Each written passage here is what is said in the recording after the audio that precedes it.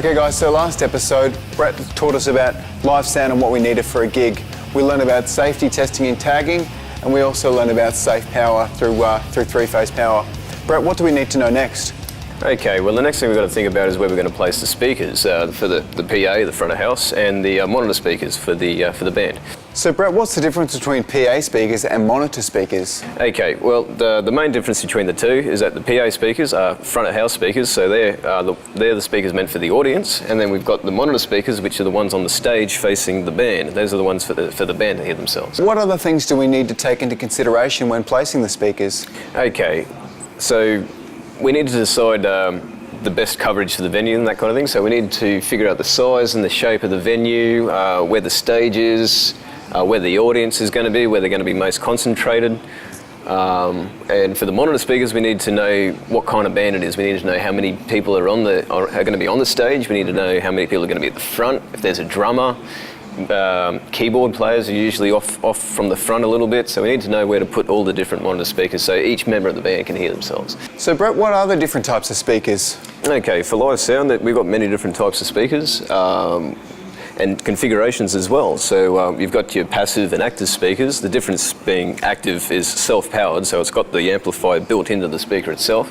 Passive speakers are just a woofer and a tweeter, or even just a woofer. These need an outboard amplifier to run. You can arrange these in speaker stacks, so you've got your subs and then your top boxes on top of the subs. And we've also got line arrays, so that you've got the speakers hanging down from a rigging point in a roof. How do we pick the right amp for the job? Okay, a few things you need to think about when picking the right amp. Main thing being, you need to pick the right wattage for the speaker that you're using. So normally on the back of the speaker there'll be a little guide telling you how many watts the speaker uses. If you don't find that, you can get spec sheets for the speakers that you're using. You need to know the specifications for the speakers that you're using. Okay, then you need to make sure that the amp itself has enough power. You don't want to have too big an amp for a small speaker. You don't want to accidentally throw too much power into the speaker and have it blow up. Of course, you need to think about how many channels of an amp that you need. So, because if we're using passive wedges, you've got at least 4 channels of wedges up there, so like separate signals going to each one. So an amplifier you have to have separate channels for each speaker. And of course, if we're using some passive speakers as well, they're bi-amped or tri-amped. It just depends how many drivers there are in them. But what this means is that, say if you've got a woofer and a tweeter and a speaker, those are receiving 2 separate signals. So each one of those needs an amp channel each.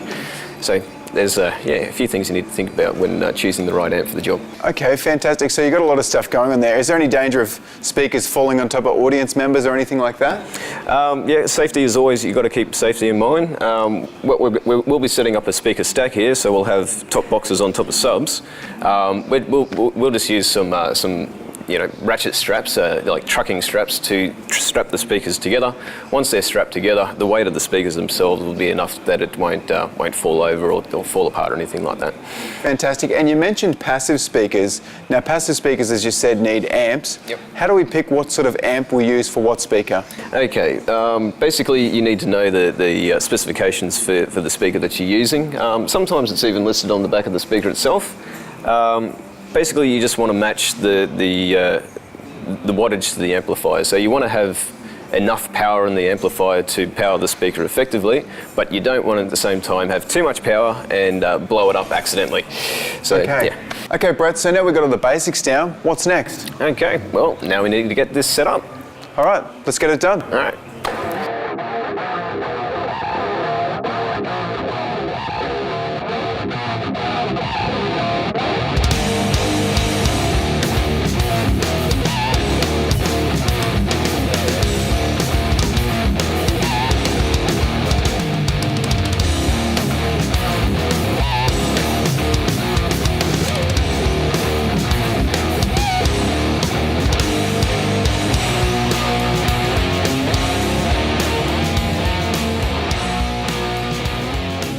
Okay, Brett, so now we've got everything set up. Can you explain a little bit more about why we've got things where we've got them?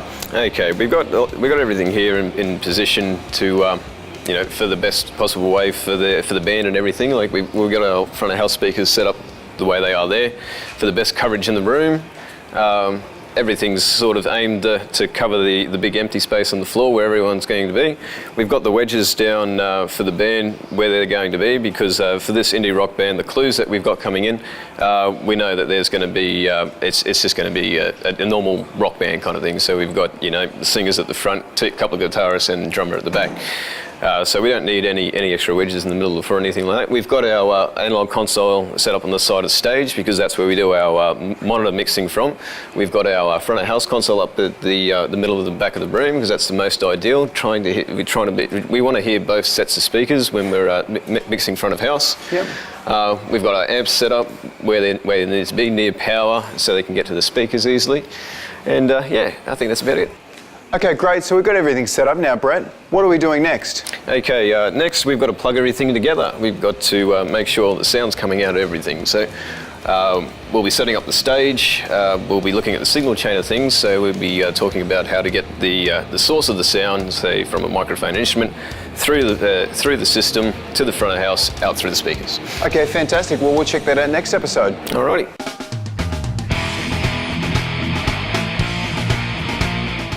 Welcome back, everyone. Now, guys, what's your experience been with performing live, and what are some of the things you guys have had to look out for in the past?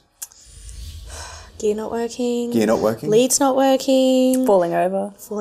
Your beanie flipping off in the middle of a breakdown. Having good sound coming through your foldbacks, that's a very important thing, because if you can't hear yourself, Yeah. you can completely lose where you are, especially when you're playing and you're singing at the same time. So if I can't hear my own voice, Yep. I could be sounding like a cat, Yeah. dying. Yep. So that's one of the most important things, that you've got the right sound coming back through your foldback, and also the sound that everyone's hearing out there. Yeah. So the front of house speakers, what everyone's hearing is clear and it's crisp, and you're not, being a guitarist, your sound's not distorting. Yeah. Or it's not, fuzzing in any way, because it might sound great from where I am. Yeah. Sounds terrible out there, but it also can be vice versa. I've had some terrible shows where I've sounded horrible, and then people are like, no, that's the best tone I've ever heard you have. Yeah. So yeah, I suppose there's a lot to look out for. I mean, have you guys had any big problems where you're playing along, everything sounds great, but there's just something that's gone wrong? For example, I've started a set, so our intros come in. I was having troubles with the input on my guitar, but someone was like, no, it's your lead, just use this lead. 2 seconds before I started playing, it was a dead lead. The intros come on, so I've gotten ready and I come into this big, heavy intro, just by myself.